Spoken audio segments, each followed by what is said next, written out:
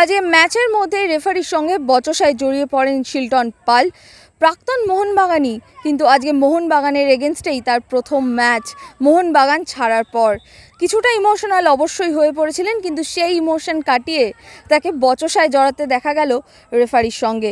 আমার মনে হয় আইএফএর উচিত রেফারির জন্য আলাদা করে একটা ওদের ক্লাস করা, ওদের ডেভেলপমেন্ট করা। কেননা যেখানে বেঙ্গল এখন তো প্রাঞ্জল ছিল, আমাদের কোনো রেফারি এখন বাইরে কীভাবে নেই, আমাদের বেঙ্গলের রেফারি বাইরের রেফারি সবার জায়গায় খেলাচ্ছে, তো ওয়াই নট বেঙ্গল রেফারি? কারণ আমার বেঙ্গল রেফারি তাহলে আমাদের প্রবলেম আছে।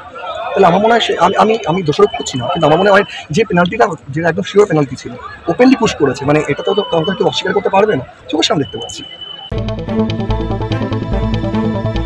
রবিবার ঘরের মাঠে জর্জ টেলিগ্রাফের বিরুদ্ধে নামছে ইস্ট বেঙ্গল। সেই ম্যাচের আগে লাল হলুদ কোচ কি বলছেন দেখে নেওয়া যাক।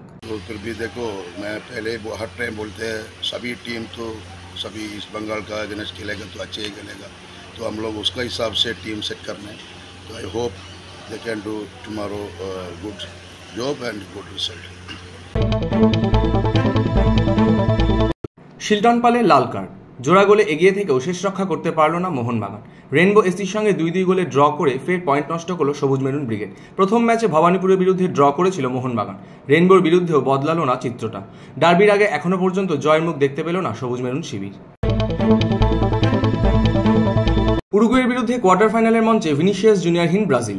ভিনি জুনিয়রের না থাকার সুবিধাটা যে উরুগুয়ে ভালোভাবে নিতে চাইবে তা বলার অপেক্ষা রাখে না। যদিও উরুগুয়েকে রুখতে ব্রাজিল কোচ ডরিভালের ছক প্রস্তুত। এই ম্যাচে 17 বর্ষীয় এনরিককে খেলিয়ে চমক দেখাতে পারেন তিনি। ইউরোকাপে রোনাল্ডো অধ্যায় শেষ। কোয়ার্টার ফাইনালে ফ্রান্সের কাছে টাই ব্রেকারে 5-3 গোলে হারের পরই ইউরোকাপে শেষ হয়ে গিয়েছে পর্তুগালের লড়াই। সেই সঙ্গে দেশের জার্সিতে ইউরোপিয়ান ফুটবলকেও বিদায় জানালেন CR7। 2004 সালে এই ইউরোকাপ দিয়ে যাত্রা শুরু করেছিলেন রোনাল্ডো। জার্মানিতে চ্যাম্পিয়ন হওয়ার লক্ষ্যেই নেমেছিলেন তিনি, কিন্তু শেষ রক্ষা হলো না। এবারের প্রতিযোগিতায় রোনাল্ডোর গোলের ভাড়ারও শূন্য।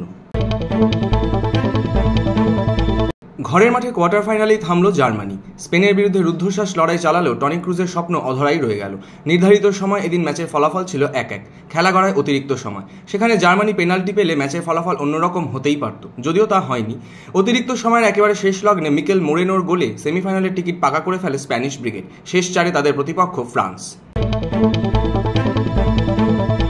8 বছর পর কোনো বাঙালি অ্যাথলিট আবার অলিম্পিকে ভারতের হয়ে প্রতিনিধিত্ব করার সুযোগ পেলেন। 2008 সালে বেজিং অলিম্পিকে বাঙালি মেয়ে সুস্মিতা সিংহ রায়কে অংশগ্রহণ করতে দেখা গিয়েছিল। এরপর 2016 সালে রিও অলিম্পিকে শেষ বাঙালি হিসেবে গিয়েছিলেন দেবশ্রী মজুমদার। এবার প্যারিস অলিম্পিকে অংশগ্রহণের সুযোগ পেলেন আরও এক বাঙালি মেয়ে আভা খাটুয়া। তবে দুর্ভাগ্য এটাই যে তিনি বাংলা নয়, মহারাষ্ট্র থেকে অংশগ্রহণ করছেন। বাংলাদেশে শুরু হয়েছে জাতীয় দাবা প্রতিযোগিতা। সেখানেই গত শুক্রবার প্রতিযোগিতায় অংশ নেন বাংলাদেশের গ্র্যান্ডমাস্টার জিয়াউর রহমান। দুপুর 3টে ম্যাচ শুরু হয়। ঘড়ির কাঁটায় তখন ঠিক বিকেল 5:52।